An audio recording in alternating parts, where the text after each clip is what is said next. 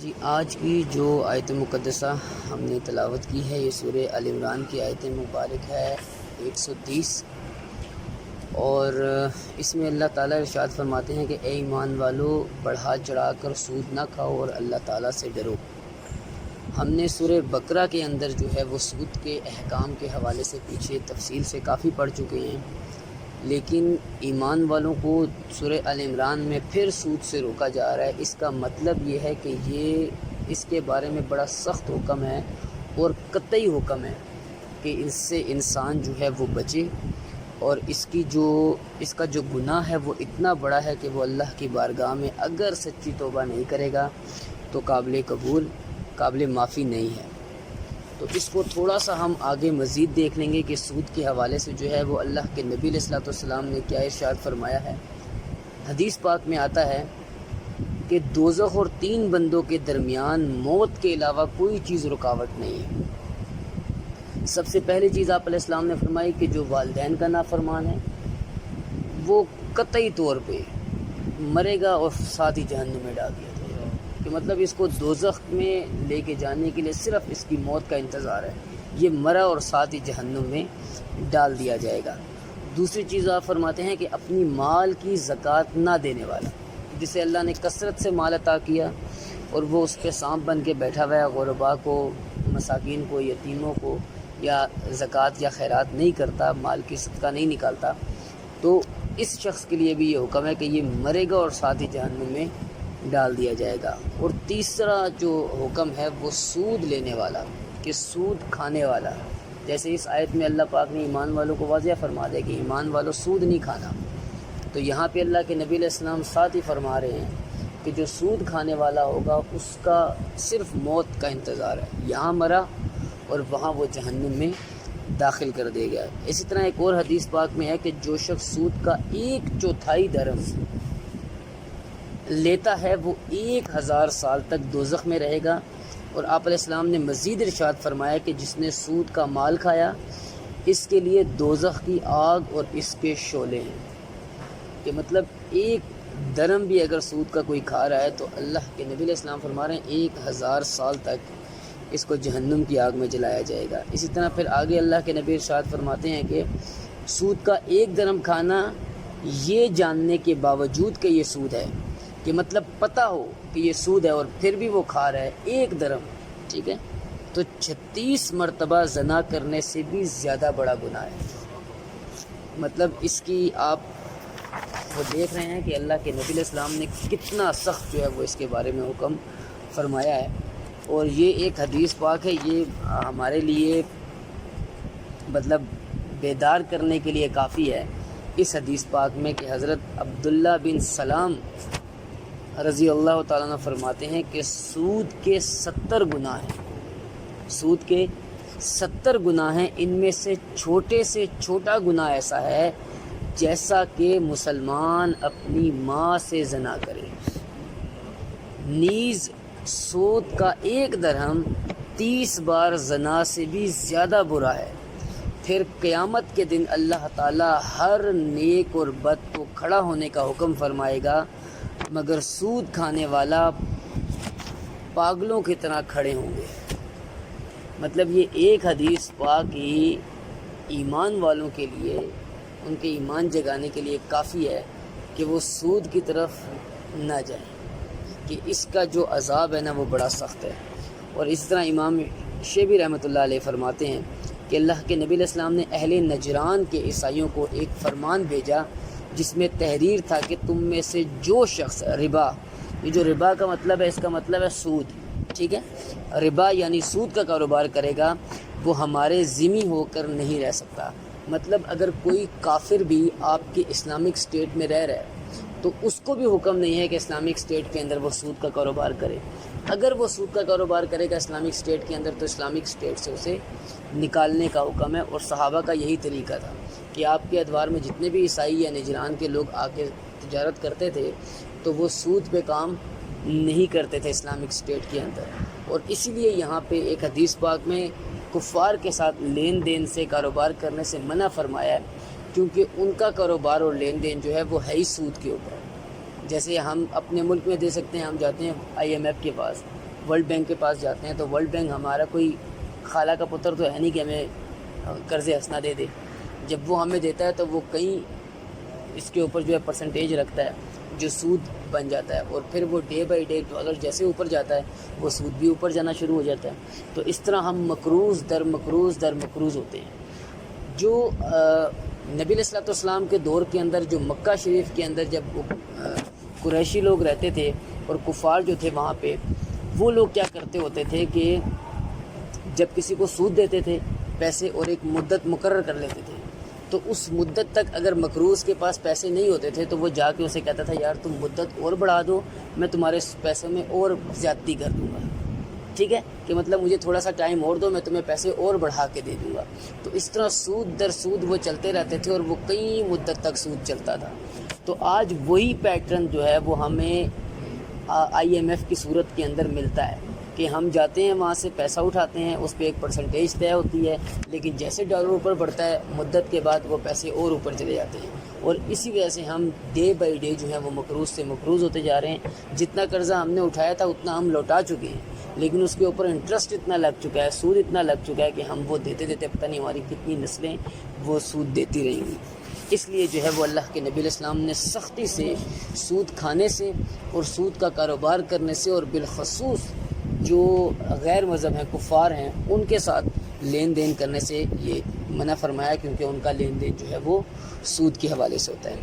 اسی طرح حدیث پاک میں آتا ہے کہ اللہ کے نبی علیہ السلام نے فرمایا کہ ایک زمانہ ایسا آئے گا کہ ہر شخص سود کھانے والا ہوگا, اگر خود سود نہ بھی کھاتا ہوگا تو اس کے بخارات یا اس کا غبار ضرور اس کے اندر پہنچے گا. کہ مطلب قرب قیامت کے اندر یہ نشانی بھی ہے کہ ایک وقت جو ہے وہ ایسا آئے گا کہ اگر کوئی بندہ سود سے بچنا بھی چاہے گا تو اس کی غبار سے, اس کی گرد سے نہیں بچ سکے گا. اور اس کا ایک مثال آپ کو یہ اپنے ملک میں بھی اور اپنے ملک سے اکثر ورلڈ وائڈ آپ دیکھیں تو سودی نظام جو ہے وہ ہماری بینکوں کے اندر, اور جتنے بھی ممالک قرضہ لیتے ہیں جا کے آئی ایم ایف سے تو وہ سود کا نظام چلتا ہے. تو ہم جو ہیں وہ اس کے اندر ڈے بائی ڈے جو ہیں وہ ملوث ہوتے جا رہے ہیں. تو کوئی اگر اس سے بچنا بھی چاہ رہا ہوگا تو وہ اس کی گرد اس تک ضرور پہنچے گی. پھر حدیث پاک میں آتا ہے کہ اللہ کے نبی علیہ السلام نے فرمایا سود لینے والے پر, سود دینے والے پر, سودی لین دین کی دستاویزات لکھنے والے پر اور اس کے گواہوں پر سب ہی پر لعنت فرمائی ہے, اور ارشاد فرمایا کہ یہ سب اصل گناہ میں برابر ہیں. اور یہ یاد رکھ لیں کہ حدیث پاک میں ہے کہ اللہ کے نبی علیہ السلام جب اللہ اور اللہ کے رسول صلی اللہ علیہ وآلہ وسلم کسی پر لعنت کر دیں تو اس کا مطلب یہ ہے کہ وہ دنیا اور آخرت کی ہر بلائی سے محروم کر دیا گیا. مطلب نہ دنیا میں خیر پا سکے گا اور نہ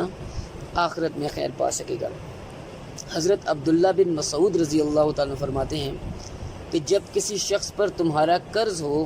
اور وہ تمہیں کوئی تحفہ بھیجے تو اسے نہ لو, کیونکہ یہ بھی سود ہے. یہ ایک بڑی پتے کی بات ہے جو ہم لوگوں کو نہیں پتہ. یہ میں نے خود جب مطالعہ کیا تو میرے علم میں بھی یہ چیز آئی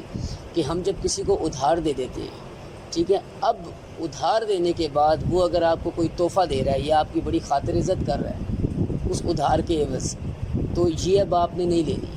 کیونکہ اگر اب آپ یہ اس سے لے رہے ہیں تو یہ بھی ایک قسم کا سود ہے کہ وہ آپ کا مقروض ہے تو وہ اس لیے دے رہا ہے کہ یار میں نے اس کا قرضہ دینا ہے, اس سے میں نے پیسے لیے ہوئے ہیں یا اس نے میرے ساتھ یہ نیکی کی ہوئی ہے تو میں اس لیے یہ کام اس کے ساتھ کر رہا ہوں. تو اب جو اس سے آپ تحفہ لیں گے یا کوئی چیز لیں گے تو وہ کیا ہو جائے گی, سود ہو جائے گی. لیکن شارحین فرماتے ہیں کہ اگر وہ آپ کا دوست ہے اور قرضہ لینے سے پہلے بھی وہ آپ کو تحفے تحائف پہلے بھی دیتا تھا اور قرض لینے کے بعد بھی دے رہا ہے تو ایسی صورت میں جائز ہوگا. جیسے حضرت عمر فاروق رضی اللہ تعالیٰ عنہ کے حوالے میں آتا ہے کہ ایک صحابی کو آپ نے جو ہے وہ قرض دیا اور ان صحابی کا اپنا باغ تھا, تو انہوں نے اس باغ کا جو پھل ہے وہ عمر فاروق رضی اللہ تعالیٰ عنہ کو بھیجے تو آپ نے جو ہے وہ لینے سے انکار کر دیا. تو وہ صحابی جو تھے خفا ہوئے کہ آپ نے کیوں نہیں لیا میرے پھل. انہوں نے کہا جی تم میرے مقروض اور یہ سود میں نہ آ جائے. تو انہوں نے فرمایا کہ یہ میں اپنے اخلاص سے آپ کو دے رہا ہوں کیونکہ میرا باغ ہے اور میرے باغ کے جتنا پھل میٹھا ہے وہ کسی کا بھی نہیں ہے اور میں یہ پہلے بھی آپ کو دیتا رہا ہوں. تو پھر حضرت عمر فاروق رضی اللہ تعالیٰ نے ان سے وہ لے لیا, ٹھیک ہے. لیکن اگر جس طرح حضرت امام اعظم ابو حنیفہ رحمۃ اللہ علیہ کے حوالے میں آتا ہے کہ آپ ایک شخص کے جنازے کے لیے گئے تو آپ دھوپ میں کھڑے تھے اور کچھ لوگ سائے میں کھڑے تھے، تو آپ کو لوگ بلا رہے تھے کہ آپ سائے میں آ جائیں۔ یہ صرف تقوی کی بات ہے کہ جو اللہ کے جتنے قریب ہوگا نا تو اس کا تقوی کتنا بلند ہوگا۔ تو آپ جو تھے وہ سائے میں نہیں کھڑے ہو رہے تھے، تو لوگوں نے انسسٹ کیا کہ بھائی حضرت آئیں سائے میں کھڑے ہو جائیں، تو انہوں نے فرمایا کہ یہ جس گھر کا سایہ ہے اس بندے نے مجھ سے قرض لیا ہے، تو یہ میرا مقروض ہے، تو میں اس کے سائے میں نہیں کھڑا ہونا چاہتا ہے کہیں یہ مجھ پہ سود نہ لگ جائے۔ مطلب تقوی کا معیار آپ دیکھ رہے ہیں کہ جب اللہ سے قرب لگ جاتا ہے اور اللہ کے احکامات انسان پڑھتا ہے اور اس احکامات پہ عمل کرنے کی جو اس کی لگن ہوتی ہے، جو محبت ہوتی ہے اللہ کے ساتھ، وہ ایسی ہوتی ہے کہ وہ خوف جو در حقیقت ہمیں اللہ کا دلایا جاتا ہے، وہ خوف ایسا نہیں ہے کہ معاذ اللہ نے ڈنڈا لیا ہوا اور آگ لگائی ہوئی اور دھڑا دھڑ جو ہے وہ اس آگ میں پھینک رہا ہے۔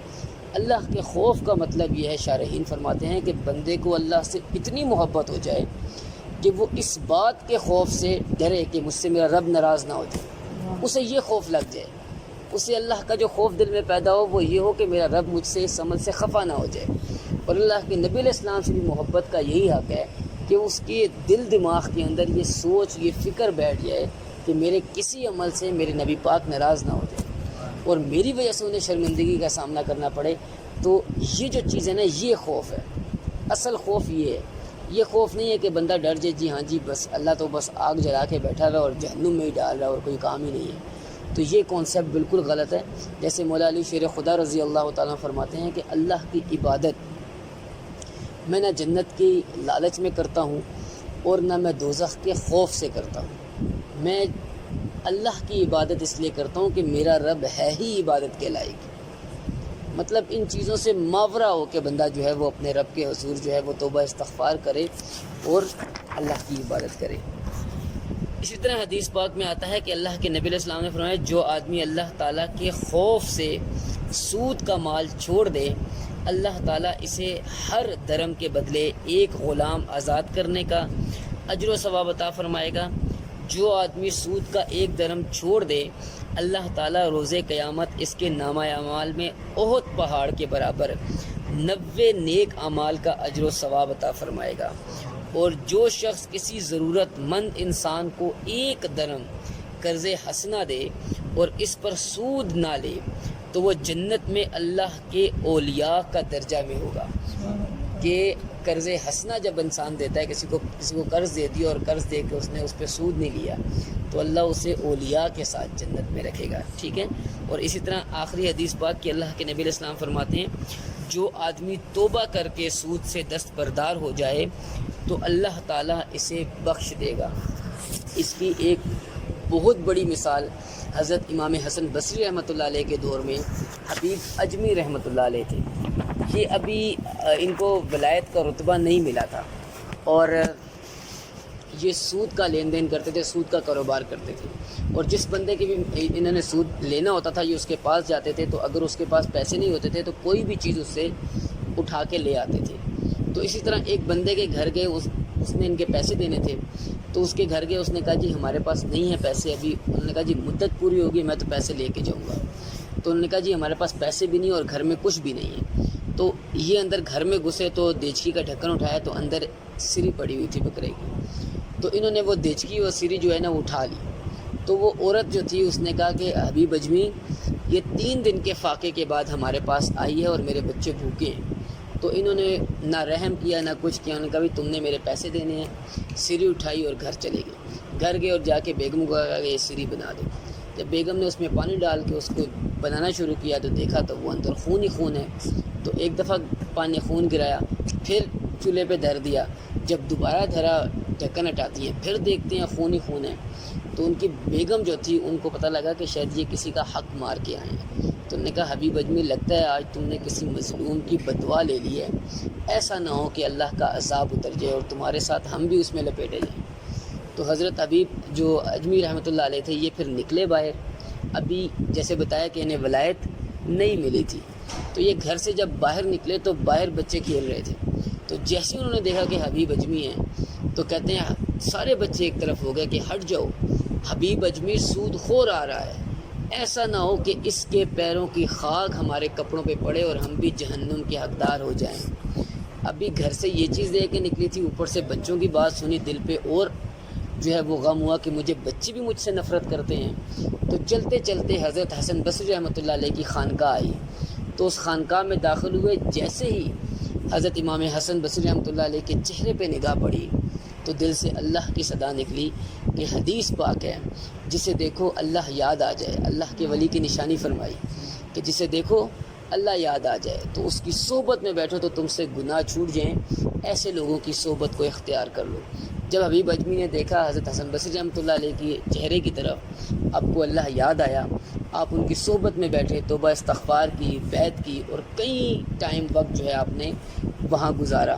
اور وہاں گزارنے کے بعد جب آپ نکلے تو آپ نے جتنا بھی سود کا مال تھا، جو بھی معاملات تھے، وہ سارے کے سارے معاف کر دیے لوگوں کو۔ تو اسی رستے سے جب گھر آ رہے تھے تو اسی مقام پہ جہاں پہ پہلے جاتے ہوئے بچوں نے کہا ہٹ جو آگے سے، حبیب اجمی سود خور آ رہا ہے، تو اسی مقام پہ وہی بچے کھڑے تھے اور ان بچوں نے کہا کہ ہٹ جاؤ، حبیب اجمی حسن بصری رحمۃ اللہ علیہ کی صحبت سے آ رہے ہیں، ایسا نہ ہو کہ ہمارے پیروں کی گرد ان کے کپڑوں پہ پڑ جائے اور ناپاک کر دے، اور ہم اس بات پہ جہنم کے حقدار ہو جائیں۔ کہ مطلب جب توبہ طائب ہوئے تو اللہ نے انہی لوگوں کے دل کے اندر ان کی محبت ڈال دی، اور پھر یہ وقت کے ولی بنے اور صاحب کرامت بزرگوں میں جو ہے حضرت حبیب اجمی رحمۃ اللہ علیہ کا جو ہے وہ شمار ہوتا ہے۔ تو جیسے ہم نے حدیث پاک پڑھی کہ جب سود کا کوئی لیتا دیتا ہے اور اگر اس کو پتہ لگ جائے اور وہ اس چیز سے برات کا جو ہے وہ اظہار کر دے، اللہ سے توبہ استغفار کر دے، تو اللہ اس کے سابقہ تمام گناہ جو ہے وہ معاف کر دیتا ہے۔ تو اللہ پاک سے دعا ہے کہ وہ پاک ذات ہم سب کو اس سودی نظام سے اور اس سود سے بچنے کی حتی الامکان توفیق عطا فرمائے۔ وما توفیق الا باللہ۔